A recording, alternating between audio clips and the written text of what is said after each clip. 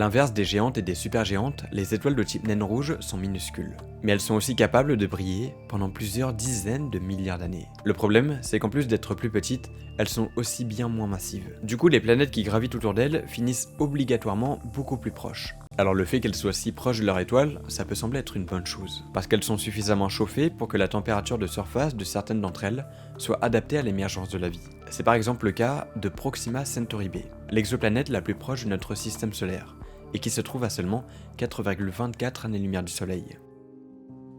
Mais cette grande proximité pourrait avoir des conséquences néfastes sur l'émergence de la vie. Et ce, dû aux rayonnements ultraviolets qui sont connus pour être bénéfiques mais à petite dose pour le vivant, mais dangereux dès qu'ils dépassent un certain seuil, parce qu'ils peuvent briser les chaînes d'ADN et endommager l'organisme des êtres vivants. Et si ça a des connaissances néfastes, c'est aussi à cause d'un phénomène qui verrouille la face d'une planète en direction de son étoile lorsqu'elle orbite trop proche de celle-ci. Dans ce genre de situation, une partie de la planète se retrouve alors plongée dans les ténèbres perpétuelles, pendant que l'autre est constamment baignée dans la lumière. On appelle ce phénomène une rotation synchrone.